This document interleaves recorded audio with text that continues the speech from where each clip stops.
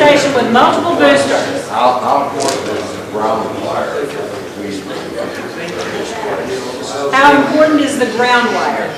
Ground wire is actually integral in the LocoNet wiring. There's two 26 gauge conductors.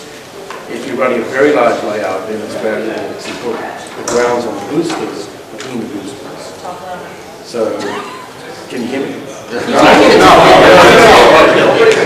So, in a small layout, with one or two boosters, you really don't have to worry about it if you're running 2 or 3 trains. If you're running a very large layout, a large modular layout, then having the additional ground is a good thing to keep the ground offsets between the boosters and control panels to a minimum.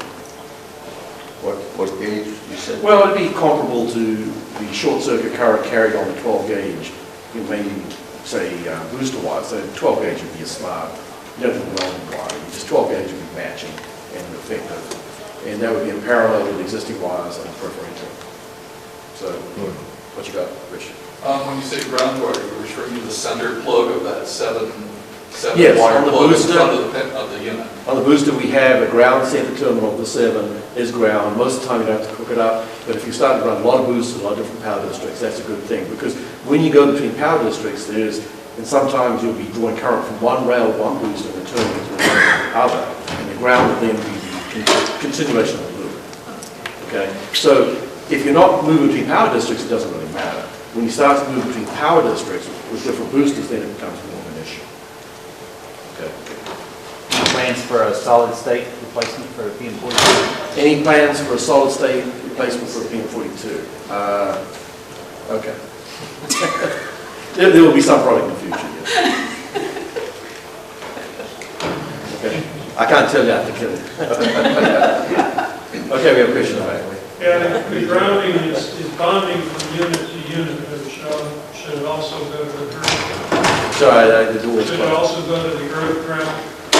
Yeah, the question was, when we're bonding the grounds on all the boosters together, should it go to the earth ground? I would recommend you do that, at least one place in the layout. And the reason for that is, real early on, like 15 years ago, we had several people working on layouts, and they actually put 110 on their layouts.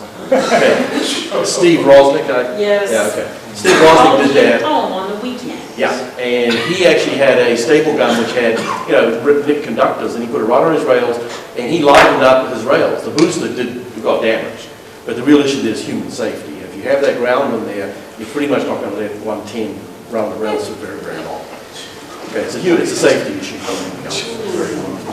If you like to live dangerously, don't worry about it. If you really want to be safe, it's a good idea to bond in one place. For that reason, that there's so many wires under the layout, and if one of those is 110 and it somehow drapes across a feeder, the booster will do some protection, will clip things that will blow up, but we don't hurt anyone. Did you put a sign up? Don't touch the trees? Well, hopefully, yeah, people don't play with them too much. Is that called velvet rail? Yeah, it makes sense. Any other questions? Back on the subject of new products. Back on the subject of new products. 3 years ago, you came to London and I'm being bushwhacked. since then, the hush has been so silent. Okay, yeah, I get the gist of the question. Is why haven't I done radio for you? Okay, it's an honest question. I know Ted would like to answer to. Yeah, what happened was, okay, I looked back at the history here. We did the D402D and the UR92, the Digitrax version of our throttles. We did those back 3 years ago. Okay. At that point, we made the commitment to move, and we've been showing all that equipment in England. Okay. And what happened was all the testing was done for the ETSI 300, which is the intentional radiated part of that transceiver, was fully tested and licensable as it stood. It was done. Okay. Then we had about 3/4 of the CE testing was completed and passed. There were like 2 tests left. At that point, we had to shut down and we moved to Florida. That was 2 years ago. Okay. And I've been pretty busy the last 2 years. In fact, the person I had, the engineer, working on that certification project, he had finished that, and the last thing we did actually was finishing off the US stuff, because it was way less rigorous, it's way cheaper, it's way simpler. Because the full set of testing for the CE mark is about $15,000 US. That's not including any engineering time, that's just the hard cost of having the lab to do one test. So we paid most of that 2.5 years ago. it was all done. But we couldn't finish the last few tests before we moved to Florida. So we moved to Florida, and I was in a position about 9 months ago. I said, let's finish off the last couple of tests. So I went back to the lab. I said, let's just finish the last couple of things. And they came back and said, look, in the last year and a half, the CE standards have changed. And we cannot accept all the $10,000 plus of testing you did have to be thrown out. Okay? And I had to reschedule and get that stuff back in. And that's kind of part of the problem is I have a lot of other things that are in the pipeline that if it would be just a matter of finishing the last 2 tests and finishing CE certification, we would have been perfect and done. But now we have to go back and do everything. And that's quite a big job. So unfortunately, the guys in Brussels decided they had to add, have the thing survive a 80 megaton year burst instead of a 50 megaton year burst. They changed the standard. And I argued with the lab. I went back and forth for 3 months with them trying to say, look, this is all done. They would say, look, that's what it is. Okay? So that's what we looked at, and that's what I've been fighting at. The question is, what do I put in the pipeline as the enduring time, not just mine, we have some other people involved. And do I do that, or do I finish off with all these sound things that we've been in the pipeline since 2005?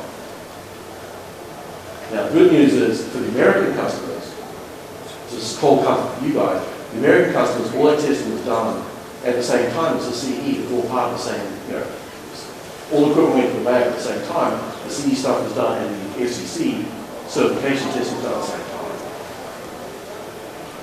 Now we have to go back. So that, in a nutshell, is the dilemma we have. I'm trying to get around to getting the time slot and the equipment back together again, go up and get the testing completed. So I know the testing completed on that RF24 module back in, when was that, 2009, 8, 2007? It passed all the tests. That's not a problem. Problems have to be done. Thank you, Brussels. Did I answer your questions? Sort of, yes. Yeah. It's not the answer you wanted. Yeah. It's that at least one of the manufacturer has already gone through the hoops. As I think I sent an email to you. Yeah, I believe you got it a few weeks, months ago. And the issue is, we did most of the testing. All that stuff was done in good faith, then we made the move. What's really put the real, put the hammer down is that we've lost 2 years almost, and a lot of stuff because we moved the company. And that's been a victim of that move. I don't like the answer just as much as you don't like the answer. Okay, so put your crystal ball on the table and give us an idea when things might happen. It's now, what, summer? Yeah, it's a little humid out there. AJ, our show is on the 21st of November. Am I going to be a anybody, or am I going to be a really packed on? Pass. I think Will it give you a date? 21st of November. we have other things in the pipeline that we're ahead of that, and are ahead of that. And like I say, we'll give it a college try. I can't say we don't have it this year. I cannot say that. And that's where you announced it first. I understand. And if Brussels had not changed, if Brussels had not changed for 3 years. Yeah. EN 1000, 234, if they hadn't changed that stuff, we would have been completed more than a year ago. But it's not a trivial thing to reset up and get all that equipment configured and get it all shipped off back to the test lab to get it, believe it or not. So I mean, that is unfortunate that I didn't choose that situation. And I was shocked when the lab came back to me and said, no, we're going to do one again. Because we paid all those bills 2.5 years ago. So it was a tough thing. So Ted wants it by November or what? The show is the 21st. I'd like your stuff in my hands on the 15th. Not that I'm pushing, you understand. No pressure. Let's go. So what timeline are we talking for the CE duplex? Timeline. When it will be approved? A year? 2 years? No, it won't be a year. It won't be a year. But I believe the ETS I-300, which is the intentional radiator part, which is the licensed transceiver part, I believe we keep that. I think we're okay with that. But we have to finish with the CE stuff.